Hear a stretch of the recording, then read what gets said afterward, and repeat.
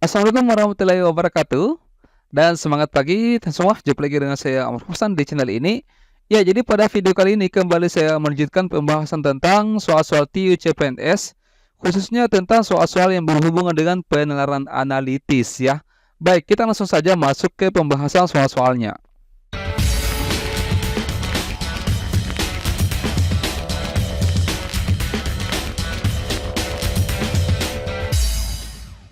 Ya, seperti biasa saya memberikan waktu durasi 10 detik untuk mencoba memahami terlebih dahulu soalnya. Ya, kalau misalkan mau dikerja-kerja silakan. Kalau dirasa tidak cukup waktunya, itu bisa di-stop videonya untuk dikerjakan ya. Baik, kita mulai dari soal nomor 35. Silakan.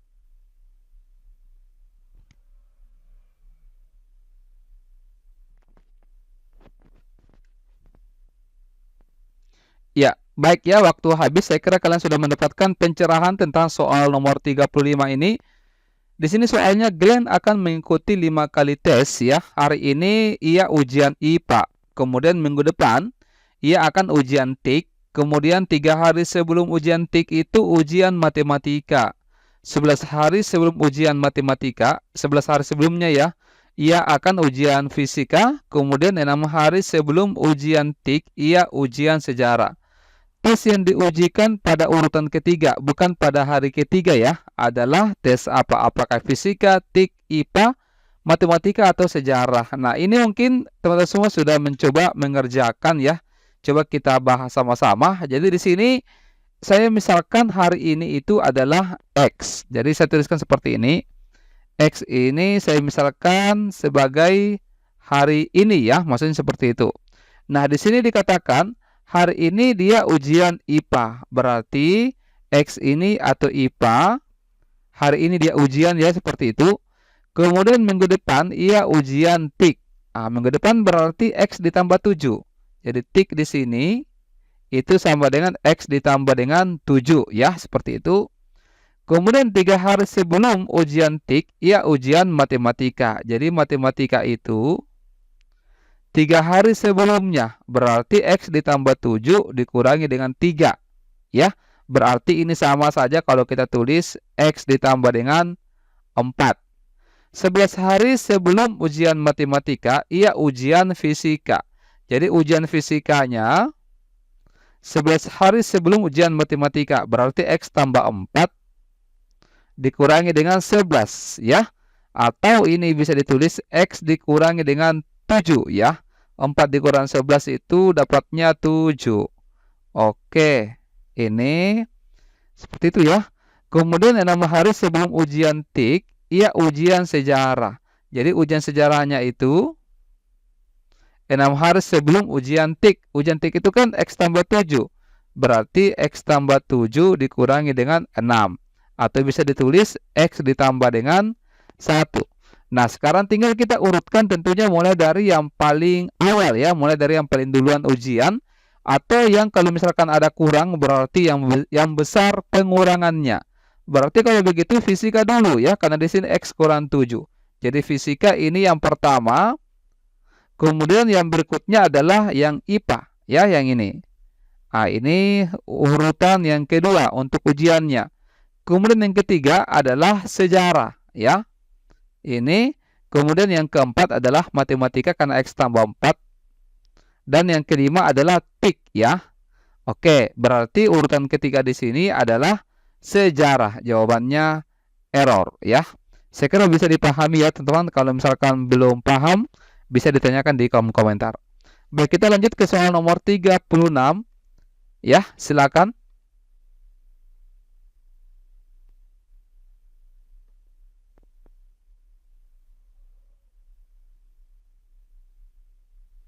Oke, mari kita bahas. Di sini soalnya suatu bangunan dapat disesuaikan dengan baik, dapat diselesaikan maksudnya ya.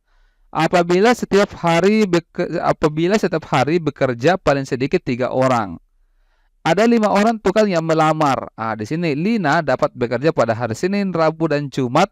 Deon tidak dapat masuk kerja hari Rabu. Cantika hanya dapat masuk sehari Selasa dan Rabu.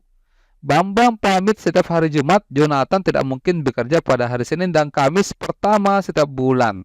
Nah, ini coba kita bantuan dulu ya. Kita butuh bantuan tabel. Ini saya akan rincikan seperti ini, teman-teman. Jadi di sini Senin, Selasa, Rabu, Kamis, Jumat. Ini nama-nama tukangnya ya.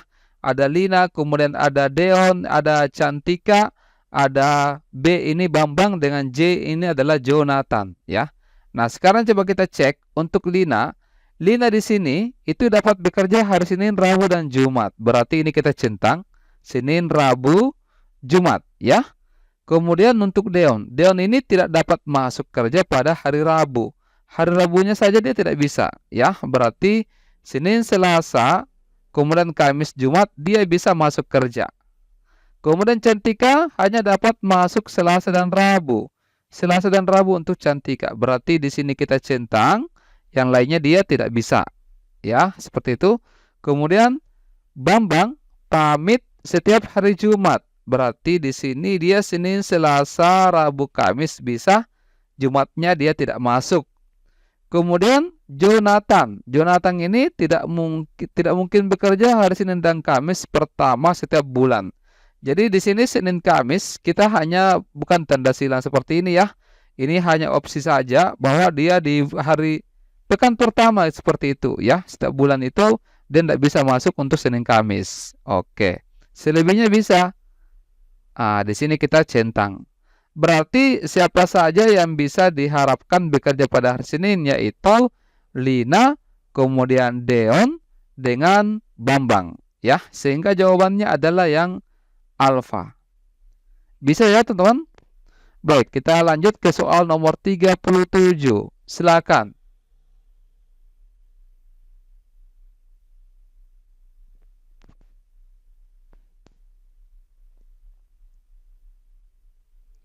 Oke, waktu habis ya. Saya kira kalian sudah mendapatkan jawabannya.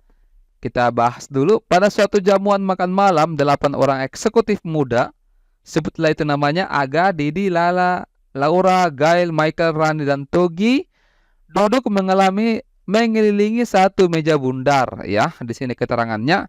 Coba kita ini dulu ya. Panggil dulu, butuh bantuan seperti ini, teman-teman. Saya ilustrasikan saja ya. Kita langsung masukkan saja apa yang diketahui. Di sini Gail duduk berseberangan dengan Aga, Michael duduk di antara Togi dan Lala, Laura dan Lala di sini duduk tepat berhadapan. Togi duduk 2 kursi terpisah dari Aga. Beberapa kemungkinan di bawah ini yang tidak benar ya, yang dicari ini. Nah, sekarang kira-kira yang mana dulu persyaratan yang mana kita mau masukkan? Bisa kita masukkan dulu yang pertama di sini ya. Gail duduk berseberangan dengan Aga. Maksudnya itu dia berhadapan. Jadi kalau misalkan di sini saya tempatkan Aga ya. Nah, di sini G-nya Gail ya. Seperti ini teman-teman. Kelihatan ya. Nah, kemudian yang kita perhatikan adalah yang di sini. Togi duduk 2 kursi terpisah dari Aga. Jadi kalau misalkan di sini Aga, Toginya ini mungkin bisa di sini ya, bisa juga di sebelah yang di kanan di sini. Anggaplah saya tuliskan di sini saja ya. Bukan berarti di sini tidak bisa. Teman-teman, kalau misalkan mau mencoba tempatkan Togi di sini, itu bisa ya. Kemudian yang kita perhatikan lagi yang kedua di sini. Michael duduk di antara Togi dengan Lala. Jadi kalau di sini berarti di sini Michael ya, di sini Lala. Nah, kemudian kita perhatikan yang ketiga. Laura dan Lala di sini duduk tepat berhadapan. Berarti kalau di sini Lala, berarti di sini kita bisa tulis Laura ya, bisa ya teman-teman. Nah, sekarang beberapa kemungkinan di bawah ini yang tidak benar adalah Laura, yang tidak benar dicari. Laura duduk di antara Rani dengan Gail. Jadi kalau misalkan Laura di sini Gail, ada kemungkinannya bisa benar ini kalau ditempatkan Rani di sini ya, ada kemungkinannya benar. Karena Rani kan belum ada posisinya. Rani dengan Didi belum ada.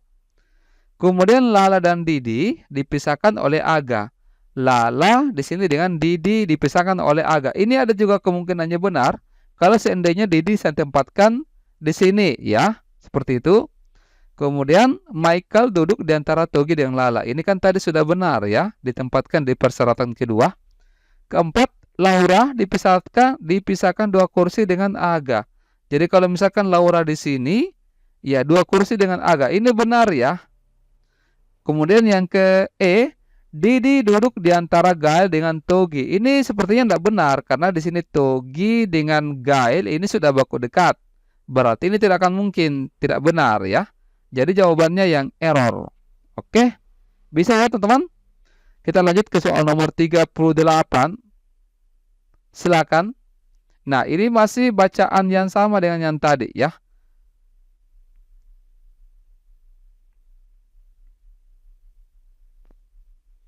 Ya, baik. Ini caranya sama ya, karena teksnya sama dengan di nomor 37. Kita panggil dulu ya.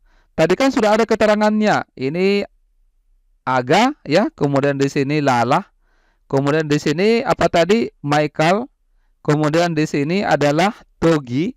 Di sini apa tadi? Gael ya, Gael ya. Kemudian di sini Laura. Oke. Nah, sekarang kita coba lihat.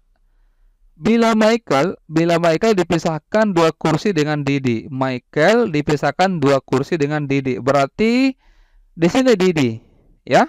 Nah, pernyataan di bawah ini yang benar adalah yang benar ini Michael dengan Rani dipisahkan oleh 2 kursi. Michael dengan Rani. Ini berarti di sini Rani ya. Ini salah ya. Michael dengan Rani ini justru berseberangan atau berhadapan. Michael dengan Aga duduk berseberangan. Michael dengan Aga tidak ya. Salah. Didi dengan Togi duduk berhadapan.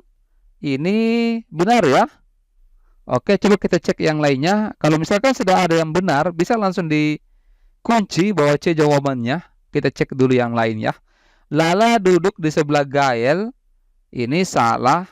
Kemudian Rani duduk dekatnya Togi. Mana Togi? Ini salah juga ya. Oke, baik, kita ke nomor 39. Silakan.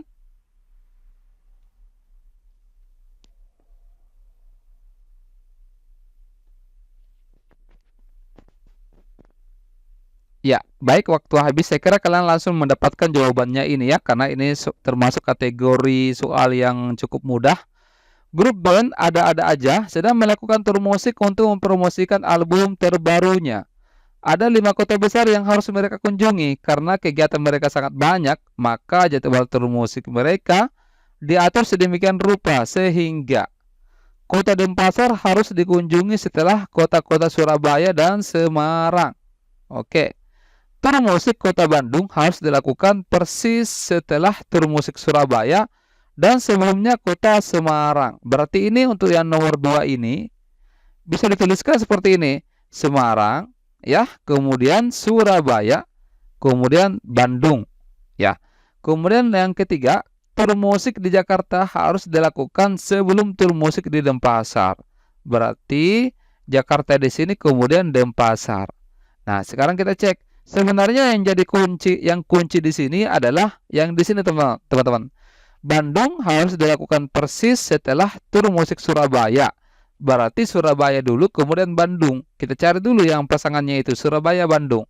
Surabaya Bandung, oke, ini benar. Surabaya ke ini ada jaraknya ya. Berarti ini salah. Harusnya kan Surabaya kemudian ke Bandung. Surabaya Semarang salah.